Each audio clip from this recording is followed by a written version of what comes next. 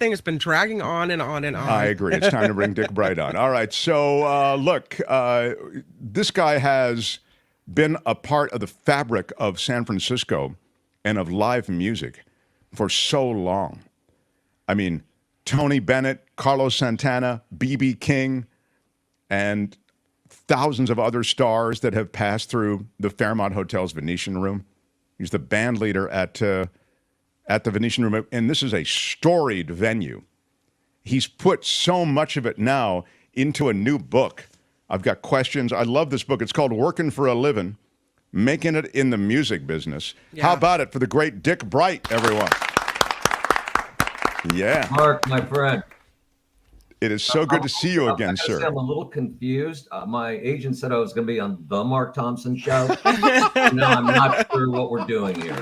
I love that. Very, very well played. I will tell you, Dick Bright, that I was saying before in the last hour, I enjoyed this book, and I'm not necessarily an aspiring musician. I mean, I can state, I think, very much confidently that I have no chance of being a musician. But nonetheless, I love hearing about like live gigs and auditions and, you know, what you should do. And there's something fascinating about it because there is so much pressure associated with it, and you have flown at the highest levels. This was born, this book, of COVID. What in your mind made you decide to kind of collect these thoughts? Well, I started the book in 2012, actually. I wrote about 150 pages, and then I just got so darn busy gigging, I kind of dropped it. 10 years later, or 9 years later, comes the pandemic, and I have a lot of free time, and I pick it up, and I go, this isn't horrible. Let me get up the nerve to show 2 chapters to our friend Joel Selvin, who was the rock critic at the San Francisco Chronicle for 40 years, and is now a storied rock historian. He has 12 books out that are fabulous. And I showed 2 chapters to Joel. Hadn't talked to him in 3 years. He sent one email, but he goes, "You're a really terrible writer, and this is a really great idea." So I said, what do we do? I picked up the phone, and he got me a wonderful editor, Pamela Turley, and every writer needs an editor, like every actor needs a director, and every rock star needs a producer. And we put it together, and I'm really proud of it.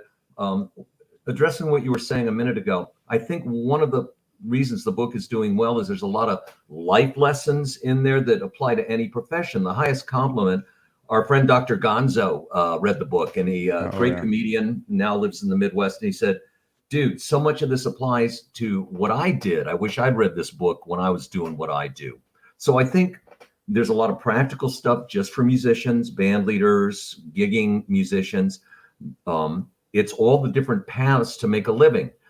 You know, our society is now geared so that kids grow up watching YouTube, and they see a 15-year-old with a ukulele in her bedroom with 1 million hits and think that's show business. But to make a living, you know, the odds of being a rock star are 0.000001. So this is, how can I make money at what I love? You can teach. If you're classical, you can get in a good symphony. You can go on to Broadway. My former drummer, John Mader, with SRO, my big party band, is now the #1 drummer in LA. Hamilton took him to Los Angeles. You can be a studio musician. So there's all these different paths to making money.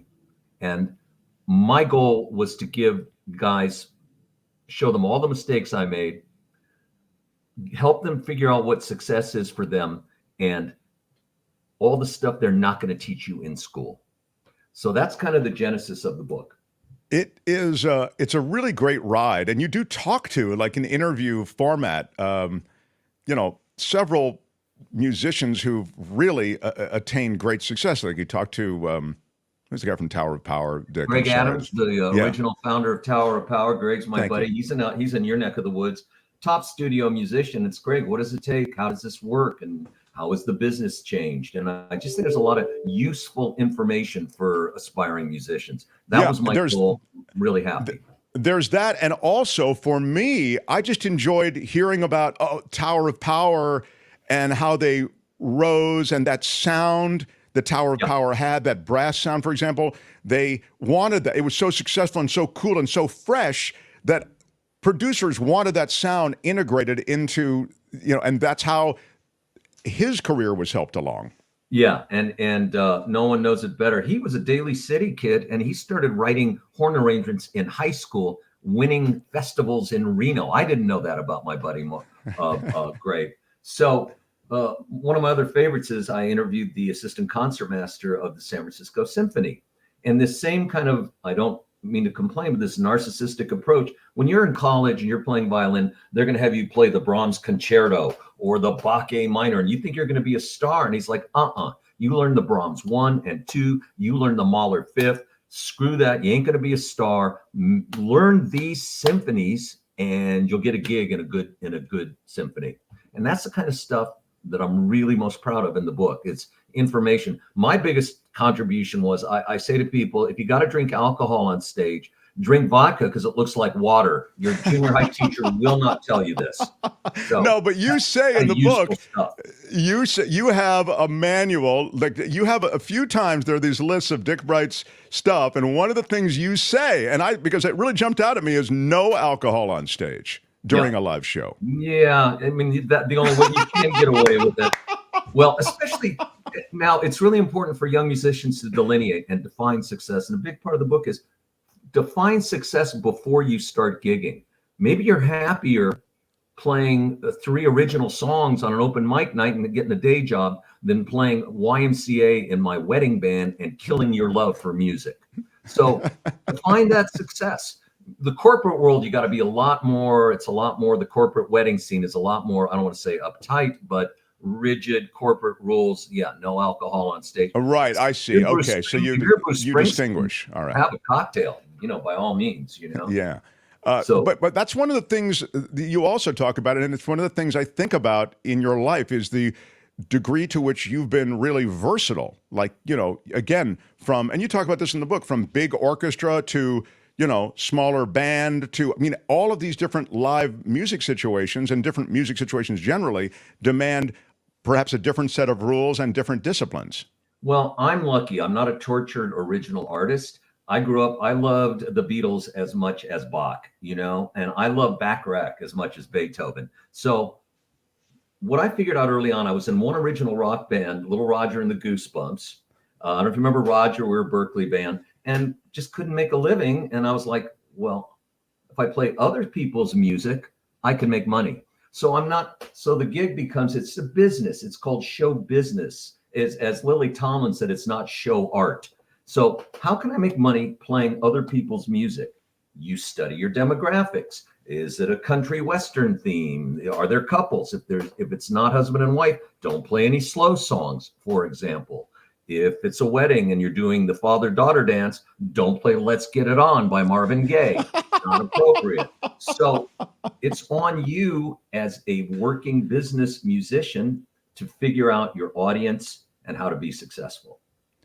It's such obvious stuff in one sense, and yet on another level, I found it to be kind of good sort of life lessons, like when you talk about happiness or what you want out of your career or what you want out of this endeavor, you love music, as you speak about in the book, but you also talk about, what you want to get out of music, and you've just referenced it here. So you can, you can manage your love of something and your career in many different ways so that you can feel good about yourself and about life. One of the interesting things, my dad was a public school music teacher at Orville Wright Junior High in Westchester for 45. He was the real Mr. Holland. And I couldn't do that. I didn't have the discipline to teach 7 periods a day. And I interviewed Dave Stroud as a top vocal coach now. He coached my singers. He was in the Bay Area. Now he's like Justin Bieber's coach and, big Justin Timberlake. And he said, you can spot it when a musician gets a teaching gig because you can't make enough money playing gigs. You got to have a real passion for whatever, whether it's playing weddings, being in a Tom Petty tribute band, or being an original singer-songwriter. You got to have the passion. It's just great. I mean, that's a really great point. Like, there's no shame in anything if you love it. I mean, listen, San Francisco Symphony, they're a cover band. They're a top 40 band. It just so happens the hits are 200 years old. You're playing Mozart and Chopin. You're in a cover band when you play in the San Francisco Symphony. So don't pull the artist thing on me, Can you take me back to the days around what I think is one of the great honors in music. And that is when you were asked to be the orchestra leader, band leader at the Venetian Room at the Fairmont. This is truly recognized as one of it's the apex, if you will, of live performance around the Bay Area. Well, it was a throwback, the whole concept of a supper club. There was the Coconut Grove in LA, there's the Rainbow Room in New York, and it's dinner with surly waiters and rubber lobster. There's a house band, which I was the house band leader, playing New York, New York, and Satin Doll, and then a headliner such as Ella Fitzgerald, Tony Bennett, James Brown, B.B. King. The thing about the Fairmont was these artists would come in for 2 weeks, 2 shows a night. No dressing room. The hotel's built in 1906, so the artists come down the service elevator, hanging out in the kitchen with the band and the waiters. So not only did I get to share the stage with these amazing people, but you got to know them as people. And it was just like, how lucky am I? I'll give you a great story about Ella Fitzgerald, if I may. The Please. Sweetest lady. I was also the band leader for the Bay Area Music Awards, the BAMIs, which you know all about. This was kind of our alternative to the Grammys, and I got to be pals with, I'm going to name drop, Huey Lewis. And Huey's album Sports had just hit big. It had hit really big. And he's like, dude, I got to meet Ella Fitzgerald. So I take him and the band into the kitchen between shows, and I go, Ella, it's your grandma. She is the nicest lady on earth. I miss her to this day. And Huey, I go, Ella, this is my friend Huey Lewis. And she goes, well, what do you do, dear? And he goes, well, I'm a singer, Ella. And she goes, dear, good luck with that, dear. Good luck with that. Sincere. It was like one of the greatest moments of my career, Mark. Oh, that's terrific. I absolutely love that. And, Tony Bennett, of course, I interviewed him, when he was doing Venetian shows, because I was trying to help him with the gate. I mean, that's the reason that the publicist reached out to us. But he was also sort of a cornerstone returning performer in that Venetian Room. It's really interesting. You ask about, I got the gig. There was one band leader before me. His name was Ernie Heckscher, sort of the Guy Lombardo, 47 years. Finally, he retires. And it's partially because my boss, Rick Swig, the Swig family owned the hotel at the time, wanted to hippify the room. And he brought in Donovan and the Roaches and Mamas and the Papas. And it was so interesting. The older artists like Tony Bennett, they were so grateful for that gig. People ask him, how can you sing that same song every night? And he goes, are you kidding? It made my career. I'm thrilled. I'm grateful. He used to stand in the lobby, not every night, and shake people's hands and say, thank you for coming to my show. Now, could you see Taylor Swift at Chase Center standing in the lobby, shaking hands? It was just really good business, as well as just being a great guy. Actually, Taylor Swift, she reaches out to her fans more than most huge pop stars. Yeah. But your point is well taken. I mean, he was an icon. He certainly could have gone back up to his hotel suite and considered it, and everybody would have been happy, right? Everybody saw Tony Bennett, he performed well, and he would have been happy, but he hung around to sort of meet and greet. And so I have that chapter. I talk a lot about what I learned at the Fairmont. I call it Showbiz Grad School. And I think the biggest takeaway is that a true star is somebody who is the same off stage as on stage. The Tony Bennett in the lobby shaking hands was the same guy on stage, So I guess what I'm getting at is when you got that gig, did you feel pressure? Did you feel an explosion of exhilaration? I mean, to me, again, that was a huge gig. How old were you then when you got 30 something? I was struggling. I'll be really honest. I also have small acting career. I was doing really well doing commercials, Goofy Dad, a lot of that stuff. I moved to LA with Jeremy Kramer, comedian Jeremy Kramer, to try to make it as an actor, because I could make more money being in a movie or doing a commercial than I could playing Top 40. And I was doing really well. So I tried in LA and I was doing terrible. There were about 5 guys in LA. 5 guys in San Francisco, bald glasses. We got all the gigs. My first audition in LA, I walked in for American Airlines and there were 200 Dick Brights in the waiting room. Oh. And I went, oy vey. So when Rick asked me to be the band leader, it was out of the blue. It blew my mind. He saved my life. Greatest gig of my career. And Yes, I was very stressed, especially these older artists would come in and they didn't know me from Adam. And some of them had attitude and some of them, not my fault, but my problem. I mean, Peggy Lee, um, she was a little bit a la Gloria Swanson in Sunset Boulevard in the later years. I'm ready for my close-up, Mr. DeMille. She came to me one night, opening night. She said, Dick, it's like 6 o'clock and the show's at 8. Dick, have the piano tuned before the show. Well, I'm going to call a piano tuner, get over here about 7:50, if I can get anybody at 6 o'clock. And they were pagers back then. Thank you. And it's not going to happen. And so she comes down 8 o'clock and she looks at me and I go, oh, yes, Miss Lee, the piano's been tuned. Oh, yes. So I was freaking that she would hear it and like tell the boss to fire me, Yes, it was stressful.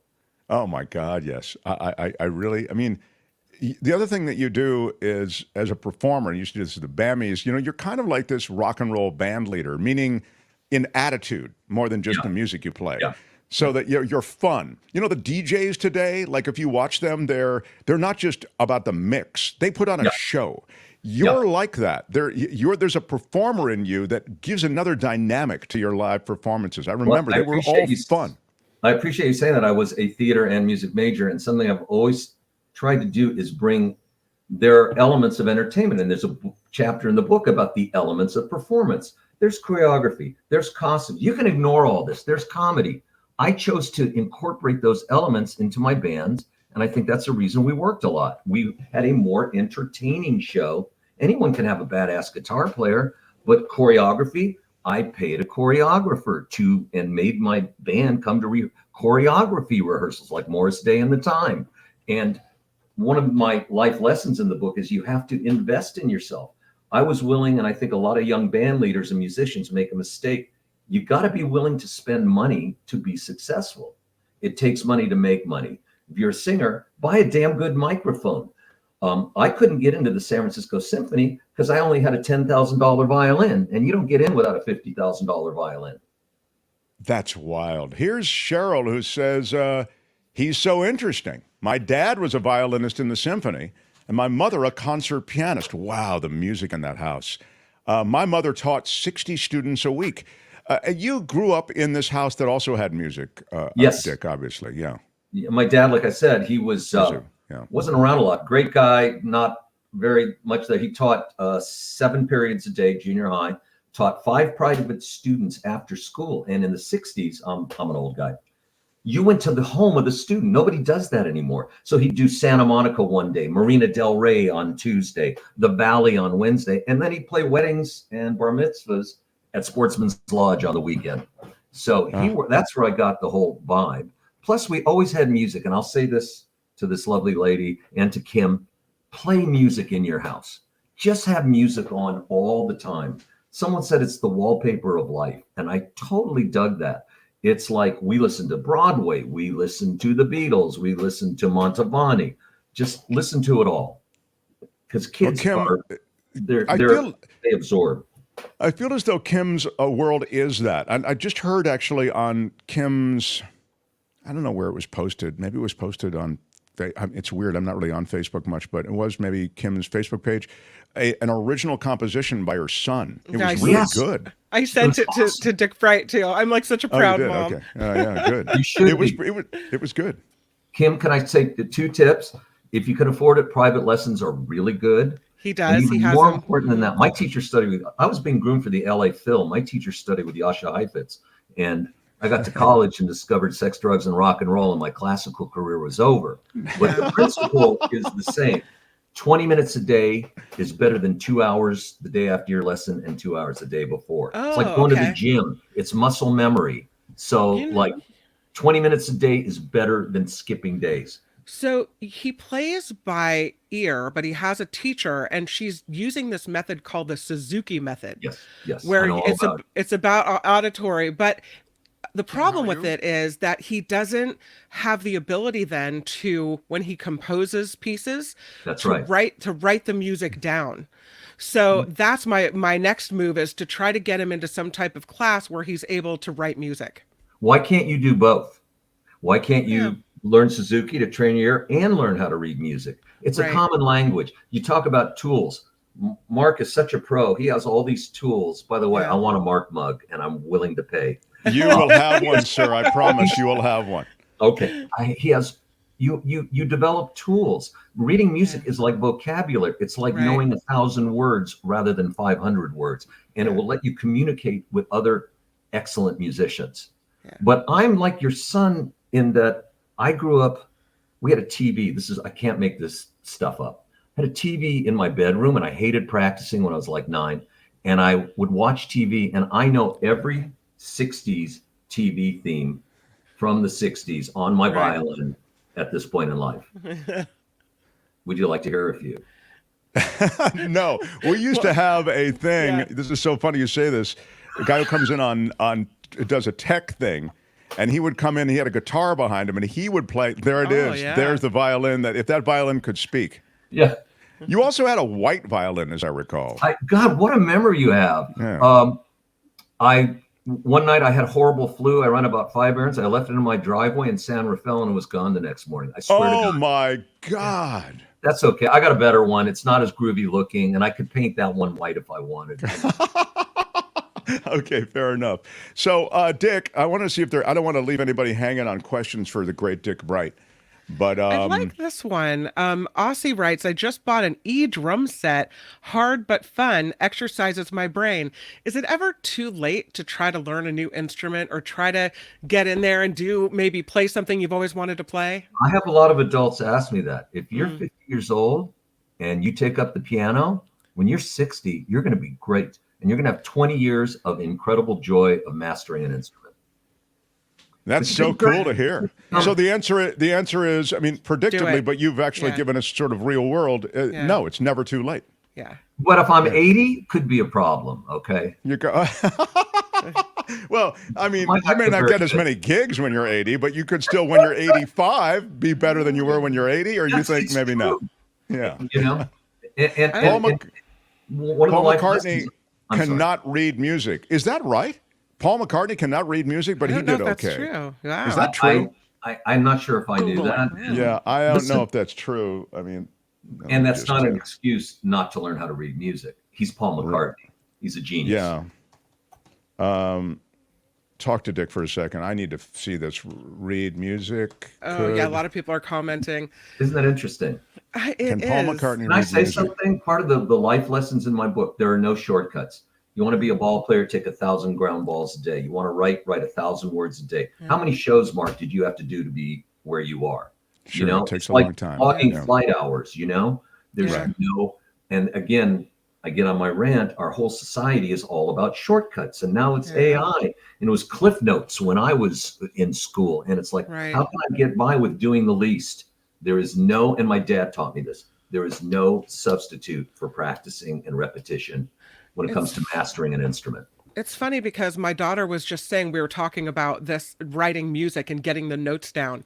And she was saying, Mom, there's AI programs that'll do that. All he has to do is play the notes and AI will pick it up and will spit out the music. You can just print it out. And I thought, no, that's not what I want. If he is going to love music through his life, I want him to be able to write the notes down himself. I want that for him. It will give him a better shot. Yeah. Maybe not as good as reading my book, but it will give us a better shot. Albert, put the book back up there for everybody, and you are too kind. Really, you are too kind. Yeah, Working for a Living, Making It in the Music Business by the great Dick Bright. The introduction is by Joel Selvin. Amazon, and Joel Selvin. The longtime rock critic or music critic, right? And it was really cool that he wrote the intro to your book. And Joel is kind of the godfather of all us, 70s rock and rollers in the Bay Area. He was a gift to the Bay Area. He's now a renowned rock historian, Mark. He's written 10, 12 books.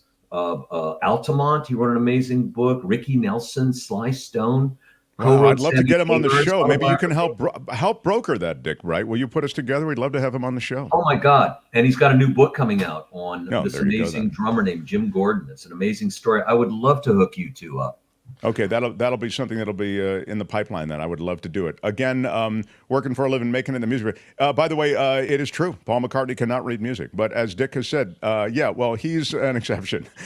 You know, I love Paul, but now I'm not so sure I want to work with him. You know. A question from Loud Robert. Loud Robert wants to know if Mr. Bright was involved in the Gilligan's Island theme done to the tune of Stairway to Heaven. Always did comedy long before Weird Al on a stoner-filled night. Little Roger and the Goosebumps, long before mashup, put the words to Gilligan's Island to the theme from Stairway to Heaven. Got threatened lawsuit at age 22 by Led Zeppelin. The goons came to Little Roger's parents' house in the Oakland Hills. It was kind of awesome. Wow, that's a great story. Thank you, Loud Robert. I thought it was out of left field, but bam, terrific. A lot of people are talking about your years on San Francisco radio with Alex Bennett, remembering back to those days. Mark, you remember Alex? Well, yeah, I've always of course. Comedy and music, and Alex did these live shows at 6 a.m. So we had Dick Bright and the Pop-Tarts. Buddy Love was in the band, and we would do the Paul Schaefer thing. He'd bring on Robin Williams and Dana Carvey, and we'd play da da da at 6 a.m. Oh, that's terrific. After working till 2 at the Red Chimney in Stonestown, we get about 2 hours sleep, go over to the Punchline, set up, and sound check at 5:30 a.m. about 4 times a year. You weren't in The Godfather 2, were you? That is Richard Bright. Oh, Okay. how dare you, Joseph? Please. And you know, when I went to get my SAG card, Mark, you can't have the same name. I could have been Richard L. Bright. Oh, I see. Because they'll screw up the residual. I should have said that. I'd get the residual checks, you know. Well, it should have been you. There's another Mark Thompson. We've actually had him on the show. There are many Mark Thompson, but there's another one who also was a radio guy and on-camera guy. So very similar to my career. And where's he? He's in North Carolina now, but he was very successful here in L.A. and Southern California. Oh, okay. And he made a ton of money. But the reason I mention it is his checks did used to come to me. I mean, some of them, and I would have to send them back. Sadly, so it does happen. But that was Richard Bright in Godfather 2. Do you remember Jack Gallagher, the comedian? Very funny guy. Very dear friend of mine. And then there's Gallagher who smashes the watermelon. Right. Jack told me this story. You talk about marketing and you're sharing a name. He shows up at a teeny nightclub in, B blank, Indiana, and it says, now appearing Gallagher. And Jack goes, what are you doing? They're going to expect the guy. And the owner goes, I thought we'd sell more tickets this way. Swear to God. That is funny. Yeah, talk about a disappointed audience. What? Yeah. Oh, it's great. Dick, come visit again. You don't need the excuse of writing a book. Really love it. Working for a living, making it in the music business. Check it out. And as I say, the great Dick Bright. It's so much fun to talk to you again, dude. Mark. We miss you, man. I miss seeing you on stage. It was always so much fun. So I look forward to our next visit. Thanks, buddy. Dick Bright, everybody. Thank you. Wow, love it. The Mark Thompson Show. Hi, it's Mark, and I thought that was great. Hit the notification bell. You'll know whenever there's a new video being dropped, and please subscribe to our channel to help us save the universe.